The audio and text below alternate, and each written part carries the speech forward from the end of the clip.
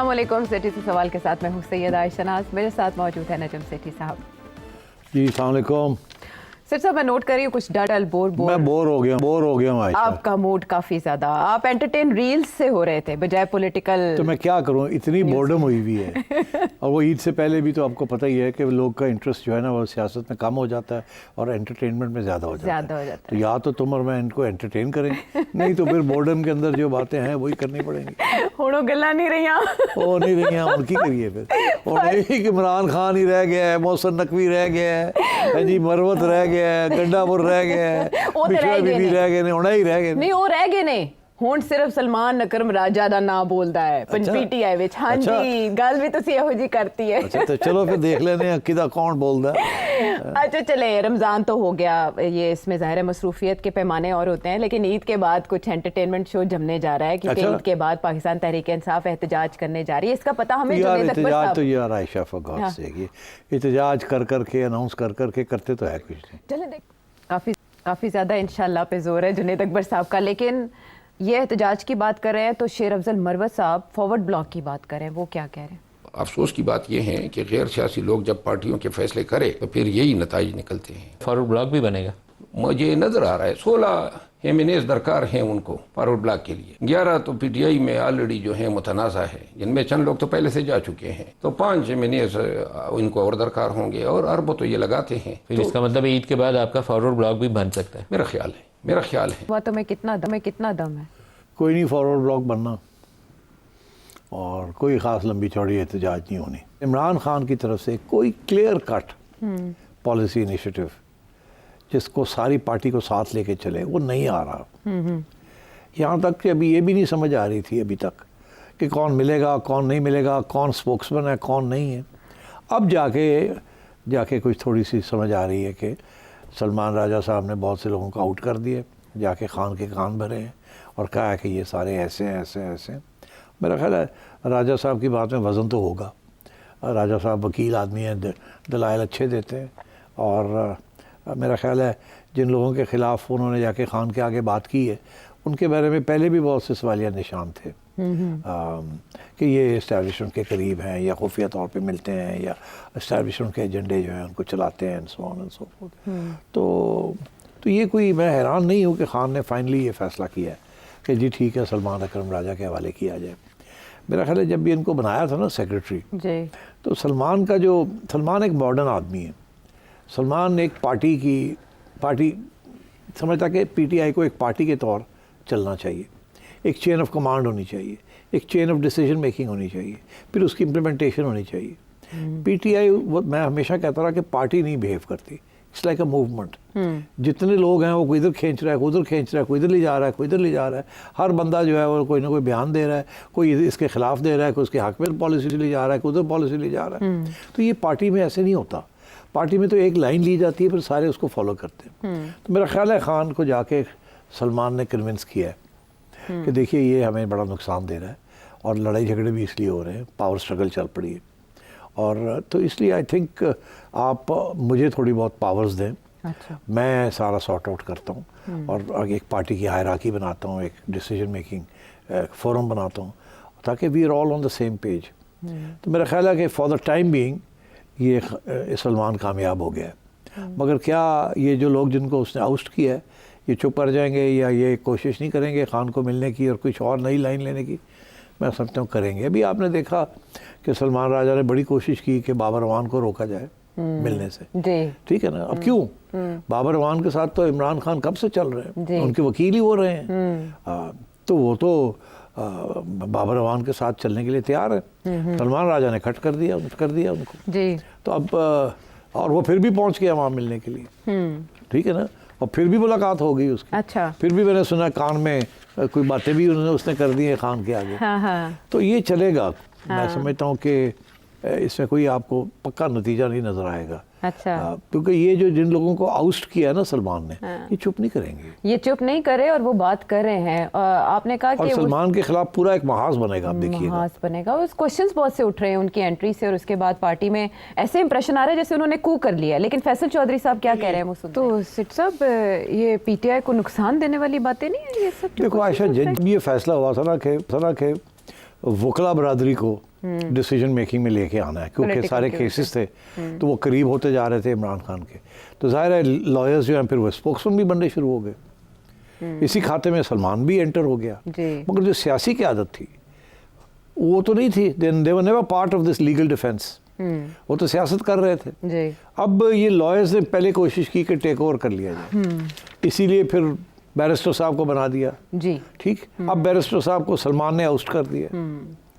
तो और भी लोग हैं ऐसे, उधर मरवत को पहले आउस्ट किया, अब कोशिश की जा रही है गंडापुर को आउस्ट करने की। जी। ठीक। ये शेर अफजल मरवत साहब ने इशारा दे दिया। तो ये अब ये चुप नहीं करेंगे, ये लड़ेंगे ये लोग। अच्छा। They are political animals. हाँ। ये लड़ाई झगड़े करेंगे और ये बयानबाजी करेंगे, ये कहेंगे हम we are the real PTI. तो अगर ये जो इशारा है फॉरवर्ड ब्लॉक का, जी। ये एक धमकी है, ओके। ये एक धमकी है इनकी तरफ से। सलमान अकरम राजा साहब को। हाँ, ओके। एंड इमरान खान को पैगाम हाँ हाँ। कि अगर हमारे साथ ये किया गया तो then we could have a forward block. Okay. तो ये इससे पार्टी कमज़ोर हो जाएगी। तो अब ये देखना ये है कि जुनैद साहब जो हैं, he is a very fine man, बड़े सोबर किस्म के लीडर हैं। आपने देखा उनकी इंटरव्यू भी, काफ़ी चीज़ें उन्होंने जिक्र किया है। क्या वो पूरी कर सकेंगे? Without the support of Gandapur नहीं कर सकेंगे।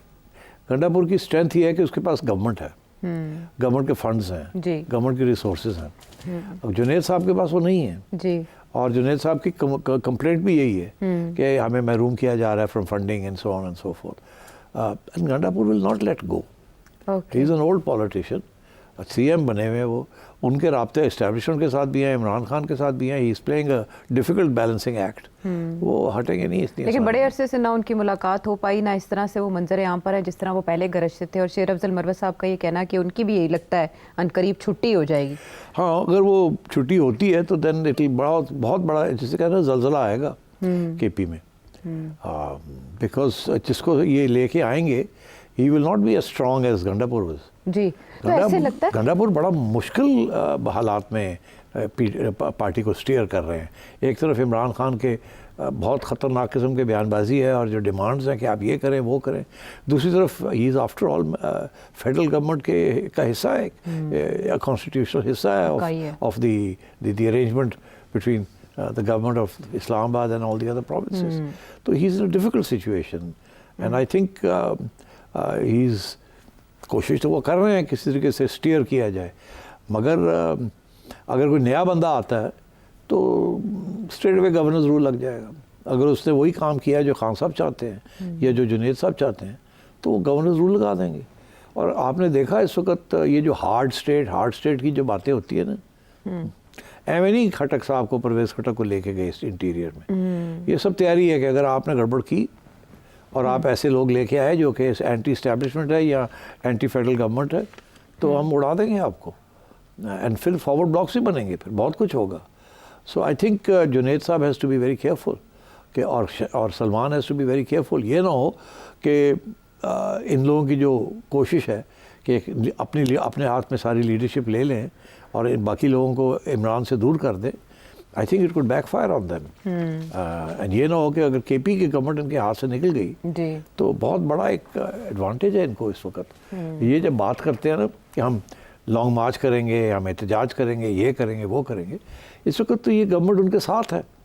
कल को ये गवर्नमेंट उनके खिलाफ अगर होगी, अगर गवर्नेंस रूल लग जाता है वहाँ, तो ये तो हिल नहीं सकेंगे वहाँ। They will crack down. अभी तो कोई क्रैक डाउन नहीं है ना केपी में, ना तालिबान के ऊपर क्रैक डाउन है ना पीटीआई के ऊपर क्रैक डाउन है जी। तो अगर गवर्नेंस रूल लग गया और मोहसिन नकवी साहब की जो कमेटी है वो हरकत में आ गई तो फिर आप देखिएगा क्या होता है।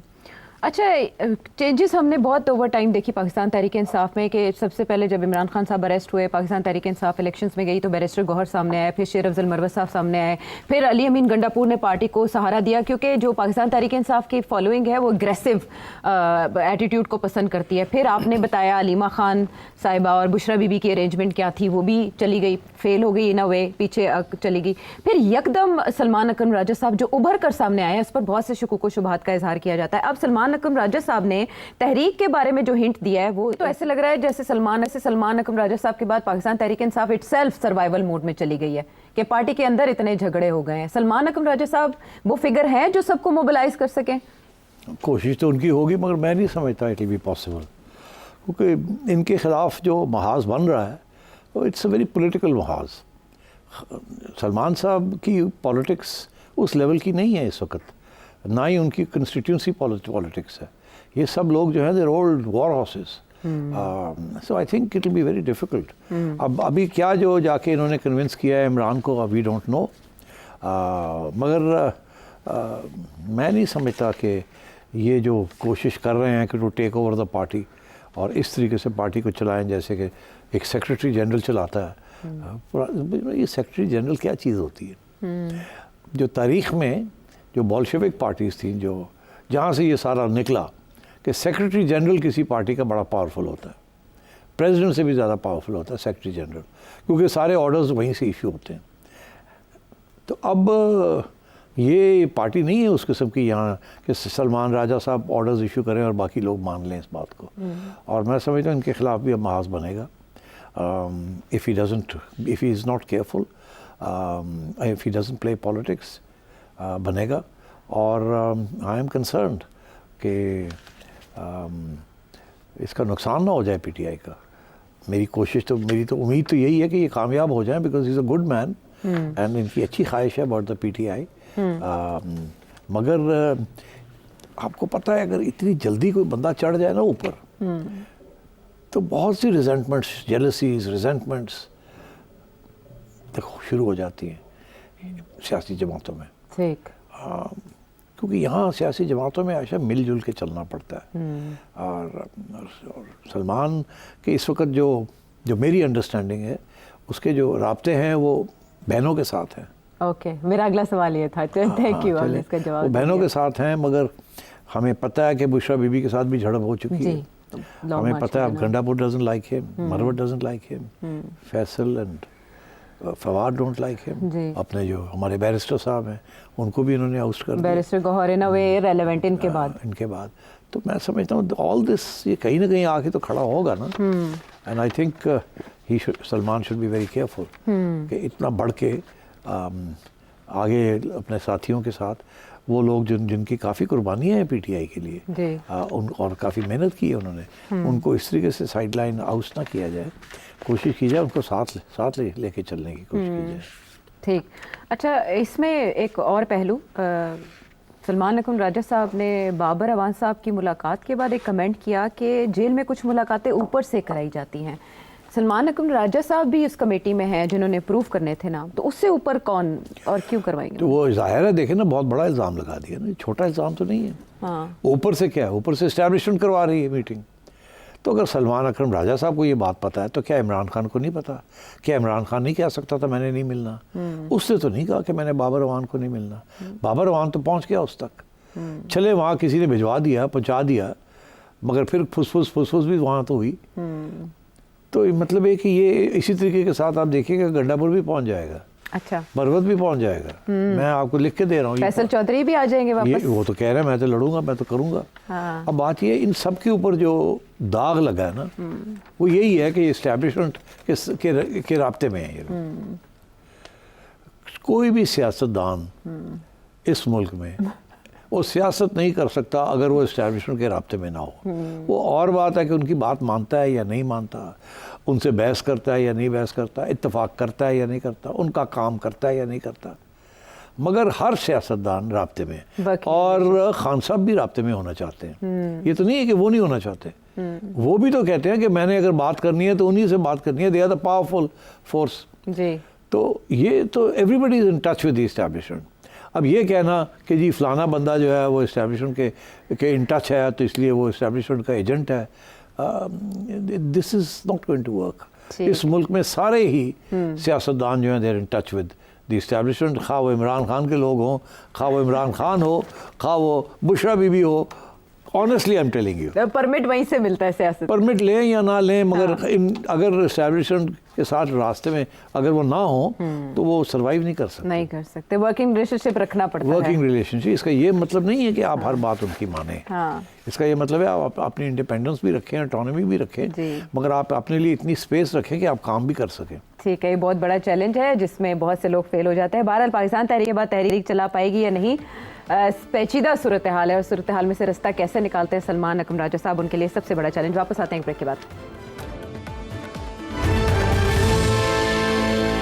शो में साथ देने का शुक्रिया। एक बहुत अहम मामला, कौमी सलामती से जुड़ा सॉफ्ट स्टेट से हार्ड स्टेट की तरफ का सफ़र, और इस सिलसिले में हम देख रहे हैं कि बहुत पुख्ता इकदाम किए जा रहे हैं। एक 15 रुकनी कमेटी बना दी गई है जिसकी सरबराही वो मोहसिन नकवी साहब करेंगे जो बड़े अरसे से खामोश थे, लेकिन अब उनकी तरफ से मजम्मती बयान और मुलाकातें भी शुरू हो गई हैं। जो कायम मकाम अमरीकी सफ़ीर हैं उनके साथ उनकी मुलाकात हुई है, और ये जो कमेटी बनाई गई है इसमें सारे सूबों के होम सेक्रेटरीज होंगे, और इसके अलावा इंटेलिजेंस एजेंसीज और CTD भी इसका हिस्सा होगी।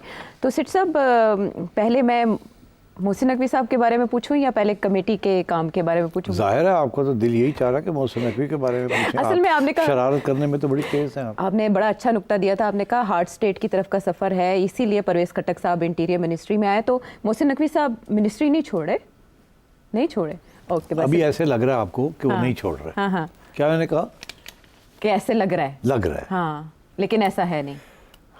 मैं आपको एक बात बताऊं, मेरी इंप्रेशन ये है कि Mohsin Naqvi was never interested in interior, मगर इस्टेब्लिशमेंट वाज इंटरेस्टेड कि उनका अपना बंदा इंटीरियर में आए। अच्छा। मोहसिन नकवी साहब की तबीयत पिछले चंद रोज से कुछ नासाज हुई। ही वाज नॉट वेल, अच्छा। So he didn't attend many functions. Rumours शुरू हो गए कि जी शायद ये छोड़ रहे हैं या छुड़ाई जा रही है मिनिस्ट्री। ठीक, मोहसिन नकवी ने कहीं एक बयान भी कभी दिया था कि अगर मुझे छोड़ना ही पड़ी तो मैं PCB नहीं छोड़ूंगा, PCB रख लूँगा, इंटीरियर छोड़ दूँगा। अब इंटीरियर जो है ना is a full time job, PCB is a full time job, मगर interior is far more important for the establishment than PCB। जी। और मोहसिन नकवी साहब is hand picked by the establishment, 100% एतबार और 100% they are man. So running interior is very important. मैं फिर से ये कहूँगा कि खटक साहब का वहाँ आना, उसका मतलब ही ये है कि इस्टेब्लिशमेंट ये फील कर रही थी कि इंटीरियर जो है कुछ ऐसे एरियाज़ हैं जहाँ मोहसिन नकवी साहब नहीं पहुँच पाते, या अगर पहुँचते भी हैं is not very effective, and one such area is KP। तो KP में आगे कोई प्लानिंग करनी है, कुछ करना है, तो यू नीड समबडी जो पॉलिटिकली वाइज हो from the point of view of KP, और इंटीरियर में भी डिफेंस और इंटीरियर के जो तल्लकात होते हैं एस्टेब्लिशमेंट के साथ, उसकी भी एक्सपीरियंस हो, कोऑर्डिनेशन अच्छी कर सके। अब खटक साहब रहे हैं defence minister under Imran Khan, तो उन्हें तो पता है कि एस्टेब्लिशमेंट के साथ राब्ते कैसे होते हैं, कैसे कम्युनिकेशन होती है, कैसे इम्प्लीमेंटेशन होती है। और आपको याद होगा जब इमरान खान की आखिरी स्टेजेस थे और लोग आ रहे थे जा रहे थे, बाजवा साहब को मिलने आ रहे थे जा रहे थे, 2-2 3-3 लोगों के टोले जाते थे, याद है आपको? बिल्कुल याद। तो खटक साहब was always part of those. तो अब मैं ये समझता हूँ कि मोहसिन साहब का जो लोड है ना, वर्कलोड, उसको कम करने के लिए, क्योंकि वर्कलोड बहुत ज़्यादा था, वो हैंडल नहीं हो रहा था, उसको कम करने के लिए ताकि he can focus may be on other things, या इंटीरियर जो है वो सही तरीके से उसके ऊपर फोकस दिया जाए, उन्होंने 2 चीज़ें कर दी। एक तो ये कि खटक साहब को ले आए, मोहसिन साहब ने फिर तलाल को ले आए। मोहसिन साहब खटक साहब को लाए हैं एस्टेब्लिशमेंट, तलाल को लाया मोहसिन। इसीलिए जब आप उनसे पूछते हैं मोहसिन साहब से कि भाई वो आपके एब्सेंस में 2 लोग आ गए हैं, तो वो कहते हैं तलाल को तो मैं लाया हूँ, खटक साहब की बात ही नहीं होती। अच्छा, अब बात यह है कि वो इसीलिए लाए हैं ना क्योंकि बहुत से ऐसे काम हैं जो मोहसिन साहब एज इंटीरियर मिनिस्टर करने पड़ते हैं, प्रेस कॉन्फ्रेंसेस करनी पड़ती हैं, डिफेंड करना पड़ता, तो वो अब तलाल कर रहे हैं। आप देख रहे हैं वो हर रोज़ TV पे आए हुए होते हैं। So that angle has been taken care of. KP की जब ज़रूरत पड़ेगी तो खटक साहब जाया करेंगे। और मोहसिन साहब को अब ये कमेटी दे दी है जी, आपने अभी बताया कि इसके अंदर सारे ही हैं, इंटीरियर सेक्रेटरीज चारों प्रोविंसेस के हैं, फिर मेहर बाकी भी है, गिलगित बल्तिस्तान के भी होंगे, आज़ाद जम्मू कश्मीर के भी, सबके हैं। और फोकस किसके ऊपर है इस जी, इसमें हार्ड स्टेट हार्ड स्टेट छोड़ दी बात है, जी मगर जो बात सामने आई है वो ये आई है कि रिलेटेड टू अफगानिस्तान, जी, रिलेटेड टू अफगान महाजरीन रेफ्यूजीज, बॉर्डर इश्यूज। जी, उनकी वापसी के लिए क्या करना चाहिए, उनकी so on. निगरानी एंड ऑल दैट। तो मेरा ख्याल है कि ये इतनी हार्ड स्टेट नहीं है ये कमेटी। मैं अब आपको अपना ओपिनियन दे रहा हूँ, आई hope I am wrong, but my sense is ये टूथलेस कमेटी है। इस कमेटी के अंदर कोई जान नहीं होगी। ये कमेटी में जो इशू है वो है अफगानों को वापस भेजना। जी वो सारा का सारा मसले के अंदर गंडापुर का बहुत इंपॉर्टेंट रोल है जी, और वो रोल नहीं अदा कर रहा, because without the support of the KP government आप ये काम नहीं कर सकते। तो सारे लोगों ने वहीं से जाना है, वहीं से उनको इकट्ठा करना है, वहीं से उनकी प्लानिंग करनी है, वहीं से उनकी सब कुछ करना है। एंड विदाउट गंडापुर वो बड़ा मुश्किल काम है। ट्रैक एंड ट्रेस भी तो ज़ाहिर है सारा वहीं कुछ से होगा। तो ये कमेटी जो है इसके पास कोई हथियार नहीं है ये काम करने के लिए। हथियार सारे केपी गवर्नमेंट के पास, एडमिनिस्ट्रेटिव पावर्स जो है वो सारी केपी गवर्नमेंट के पास। तो इसलिए चीफ सेक्रेटरी तो आ जाएगा, जी चीफ सेक्रेटरी केपी का तो आ जाएगा, उसको जी। तो आप हिदायत कर सकेंगे कि ये करना है वो करना है। बट मेरा ख्याल है इसमें कोई हार्ड स्टेट जो बात की जा रही है ये सारा प्रोपेगेंडा है। इसमें कोई ख़ास चीज़ नहीं होनी। ये महीने में या हफ्ते के बाद एक मीटिंग हो जाया करेगी और कोई प्रेस रिलीज आ जाएगी। मेरा नहीं ख्याल this is going to be a very important committee. अच्छा ले हाँ, दैट्स माय व्यू। हाँ। I hope I am wrong, आपके- आई होप ये इफेक्टिव किस्म का कोई मैकेनिज्म हो, but I still think that ये एक एड हॉक टेम्प्रेरी किस्म का अरेंजमेंट है। तो ये क्या नहीं, मैं आपसे कह रहा हूँ ये एड हॉक अरेंजमेंट है। मेरा ख्याल है ये मोहसिन साहब की तजवीज़ है कि लगे ऐसे कि काम शाम हो रहा है। He still in charge of the ministry. अच्छा, यही मेरा सवाल था कि वो कुछ अरसे से लेफ्ट आउट देखिए फील कर रहे थे, क्या नाराज थे? I wish him the best of luck and I wish him कि ये he should be able to do all these things. मगर अगर ये सही है बात जी कि उनकी हेल्थ का इशू बना है, I don't know how serious it was. अगर 4 जगह पे वो नहीं गए जहाँ जाना चाहिए था, जी। 4, 5, 6 दिन घर बैठे रहे हैं, तो मैं ये समझता हूँ कि then there has to be some issue. देखिए मेरे साथ वो बात नहीं उन्होंने की, मुझे नहीं पता उनके ज़हन में क्या है क्या नहीं है। मैं स्पेकुलेट ही कर सकता हूँ, मेरी वहाँ चिड़िया नहीं है कि मुझे बताए मोहसिन साहब क्या कर रहे हैं या क्या नहीं कर रहे हैं। बट मैं ये आपको बता दूँ कि आई थिंक तब्दीली आएगी। I maintain that position. चलें 2-3 महीने देख लें, तब्दीली आएगी इंटीरियर में। और मोहसिन साहब, I don't think he will stay in the interior for long. I hope I am wrong because he is a good man, he can do a good job.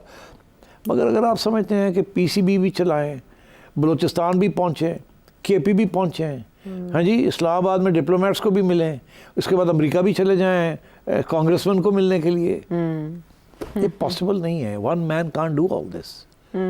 तो मतलब है कि देयरफॉर कोई रिलीफ मिलनी चाहिए उनको। He should focus on some things.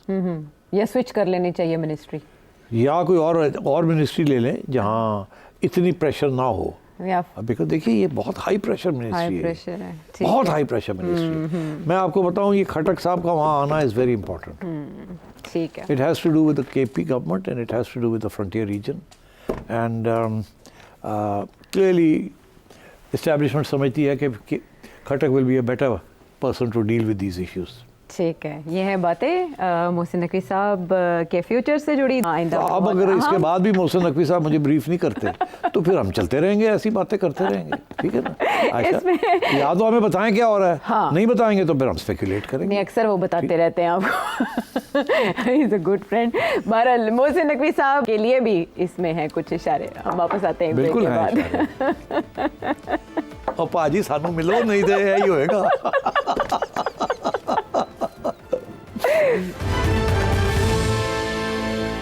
Welcome back to the show. बहुत सी बातें हो गई पाकिस्तान तहरीक इंसाफ और मोहसिन नकवी साहब के हवाले से। तो जब अमेरिका का जिक्र आया तो बहुत सी खबरें अमेरिका से आ रही हैं, लेकिन मेरा सवाल आपसे ये है कि आरिफ अलवी साहब साबिक सदर पाकिस्तान अमेरिका में क्या कर रहे हैं और तारिक फातमी साहब वहाँ किससे मुलाकातें करें? जी हाँ, तारिक फातमी साहब की तो खबर अब आई है ना, काफ़ी अरसे से वहाँ पहुँचे हुए हैं और खुफिया तौर पे, नॉट खुफिया बट लो प्रोफाइल रख के सबको मिल रहे हैं वहाँ।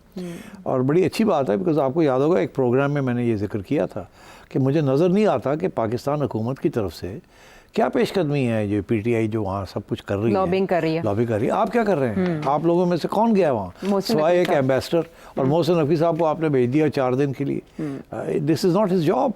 तो ये तो और लोगों का जॉब होता है। इसमें बहुत सी foreign policy and foreign office people should get involve in this, मगर हमारे foreign office is quite bare. तो इसलिए but we have a good ambassador there, but you also need a politician and you also need somebody with some heft. तो ये अब फातमी साहब को जो भेजा ये बहुत अच्छा किया है जी। फातमी साहब से बेहतर फॉरेन ऑफिस में वेल इन्फॉर्म्ड और आर्टिकुलेट बंदा कोई नहीं, ऑनेस्टली मैं आपको बताऊं। He should have been foreign minister. इतनी उनकी वज़न है उनकी बातों में और उनकी अंडरस्टैंडिंग में ऑफ इश्यूज़, मगर उनके बारे में यही है ना कि is a little seen to be a little anti American, इसलिए वो थोड़ा सा ज़रा ख्याल रखते हैं। अच्छा। हाँ, मगर वो पहुंच गए वहाँ तो बड़ी अच्छी बात है। वो हर जगह पे मिल रहे हैं। पता किसको मिल रहे हैं? किसको?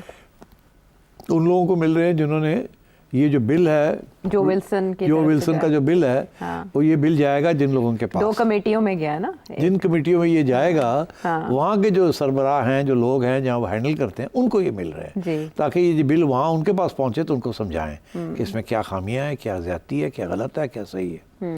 तो ये बिल जो है इस बेसिकली इसके 2 पॉइंट्स हैं। एक है जनरल आसिम मुनीर के खिलाफ कि उनको सैंक्शन किया जाए, जी। और एक है इमरान खान को रिहाई की जाए। ठीक है, दोनों चीज़ें नहीं होनी, मैं आपको बता दूं। अच्छा। पहले तो ये है कि इस बिल को पास करने के लिए not going to be easy. Okay. अगर इसमें किया तो फिर पता क्या होगा, इसके हर बिल के अंदर वेवर भी होती है कि प्रेसिडेंट को इजाज़त दी जाती है कि आप इसके जो इश्यूज़ हैं उसको अगर आप ना करना चाहें, इस बिल को नेगेट करना चाहें कोई क्लॉज को, तो प्रेसिडेंट जो है वो कांग्रेस को कहता है मैं वेवर देता हूँ इसको। अच्छा। वेवर से मुराद ये मैं इसको नल एंड वॉइड करता हूँ, और वजूहत देते हैं। अच्छा। अब वजूहत तो दिन ब दिन बढ़ती जा रही हैं। क्या 2 वजूहत हैं कि ये बिल के जो मेन क्लॉजेज हैं वो इम्प्लीमेंट नहीं होंगे, अगर बन भी जाता है तो नहीं होंगे। अच्छा। वो 2 ये हैं, एक आसिम मुनीर साहब के खिलाफ, और दूसरा as I said Imran Khan को रिहा करना। जो काउंटर आर्ग्यूमेंट वहाँ दी जा रही है और जो समझ आएगी उनको, वो ये है कि Asim Munir is necessary for American interest. Army का लीडर है, army is united, and Asim Munir is somebody जिसके साथ अमेरिका काम कर सकता है। जी। So there is no question कि आसिम मुनीर साहब के ऊपर किसी किस्म की पाबंदी लगे। पहली बात, इट वुड बी लाइक सारे पाकिस्तान को सेंसर करना, बिकॉज इस वक्त government and army are on the same page. तो इसलिए ये तो नहीं हो सकेगा। जी। जहाँ तक खान साहब को निकालना है, वहाँ बयानिया क्या दे दिया जा रहा है कि ये तो एंटी अमेरिकन है। जैसे ये कहा जा रहा है कि ये गवर्नमेंट और ये एस्टैब्लिशमेंट प्रो अमेरिका है, जी। और चलो एंटी अमेरिका नहीं है। प्रो अमेरिका तो आज कोई भी नहीं है आजकल, ये कह सकते हैं एंटी अमेरिका नहीं है, एंड कोऑपरेशन करेंगे। और इमरान खान के बारे में यही कहा जाता है कि इज एंटी अमेरिकन, जी। उनकी और सारी पीटीआई का बयानिया भी यही है। वो और बात है कि जब उनको मौका मिलता है तो वो प्रो अमेरिका हो जाते हैं, मगर है बेसिकली है इज एंटी अमेरिकन। निकाले जाने पे तो यही था, ओपन है भी ऐसे ही। अच्छा, अब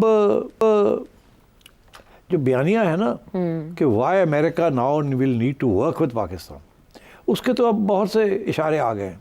एक इशारा ये भी आया है कि तालिबान जो हैं, TTP नॉट TTA, तहरीक तालिबान पाकिस्तान जो हैं, वो एक टेररिस्ट ग्रुप है जो अमेरिका को भी और वेस्टर्न इंटरेस्ट को भी हार्म कर सकता है। ये नया डेवलपमेंट है। जी। ये पहले ये बात नहीं कही जाती थी। ये पहली दफ़ा ये बात अमेरिकन स्टेट्समैन की तरफ से या पॉलिटिशियंस की तरफ से या एडमिनिस्ट्रेशन ऑफिशियल्स की तरफ से ये बात आई है जी। कि TTP इज़ अ प्रॉब्लम। ये तो पाकिस्तान कहता रहा है ना, हमारी बात नहीं को मानता था। तो अब अमेरिका ने इसको एडमिट कर लिया कि जी हाँ, ये TTP हमारे लिए भी प्रॉब्लम है। ISIS के बाद TTP भी प्रॉब्लम है। ISK के बाद TTP भी प्रॉब्लम है, बिकॉज ISK और TTP के आपस में लिंक्स इस्टेब्लिश होने हैं भी, और समझ लोगों को पता भी चलने शुरू हो गए। जी। तो इसलिए मेरा ख्याल है कि America will work closely with the Pakistani establishment and to tackle both ISK and TTP. और अब जो लेटेस्ट खबरें आ रही हैं कि शायद ये पैगाम TTA को मिल गया है, ये पैगाम TTA को मिल गया है और TTA जो है अब मज़ाकरात करेगी पाकिस्तानियों के साथ कि किसी तरीके के साथ TTP को रिस्ट्रेन किया जाए, उनको थोड़ा सा संभाला जाए ताकि ये बात आगे ख़राब ना हो, बढ़े ना। ओके। बिकॉज अब अमेरिका की इन्वॉल्वमेंट नज़र आनी शुरू हो गई है। अगर अमेरिका की इन्वॉल्वमेंट आ जाती है तो फिर तो सबको सोचना पड़ता है कि अब क्या होगा। और तारिक फातमी साहब की मुलाकातें भी रंग ला तो रही Tariq Fatmi will succeed okay. And ये जो बिल है अगर ये पास हो भी जाता है, जो कि इतना आसान नहीं है, इसके अंदर जो वेवर्स दिए गए हैं उनको और तकड़ा कर दिया जाएगा और जो ज़ुबान इस्तेमाल की गई है उसको और कमज़ोर कर दिया जाएगा। राइट। और किसी सूरत में भी जनरल आसिम मुनीर के ख़िलाफ़ कोई चीज़ नहीं होगी और इमरान खान के हक़ में जो तवक्को की जा रही है वो नहीं होगी। जनरल स्टेटमेंट ज़रूर होंगे about human rights, about press freedom, और वो होने भी चाहिए बिकॉज इस वक्त जो सूरत हाल है on question of human rights and press freedoms is a serious issue. बिल्कुल। और जो विल्सन खुद भी ये कहते हैं कि उनके इमरान खान साहब से और बहुत से मामलात पे इख्तलाफात हैं, सिर्फ इन मामलात पे वो उनके साथ हैं। अच्छा, साबिक सदर आरिफ अलवी वो वहाँ किस सिलसिले में मौजूद हैं और वो क्या वापस आएंगे और उनकी मुलाकातें काम आ रही हैं? I am surprised, I suppose एक एक्स प्रेसिडेंट को ऐसे नहीं करना चाहिए, इतनी पार्टिजान नहीं होना चाहिए। हमारा तो presidency was suppose to be bipartisan, मगर Arif Alvi is a party man, तो वो भी पहुंच गए हैं और वो भी लगे हुए हैं, मगर मेरा नहीं ख्याल उनके कोई ही will not B terribly successful. वापस आएंगे? नहीं, वो आएंगे ऑब्वियसली, वहाँ बैठ के क्या करेंगे। अब वो यूएस एड के इंतखाबी अमल में इस्तेमाल होने के खदशात का इजहार कर रहे हैं। वो तो सिर्फ डोनाल्ड ट्रंप को खुश करने के लिए, हालांकि इस किस्म की कोई एविडेंस नहीं है।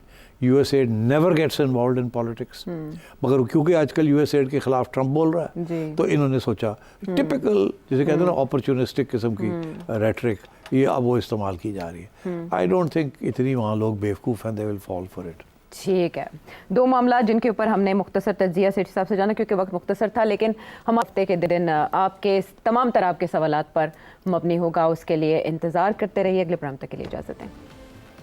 Thank you.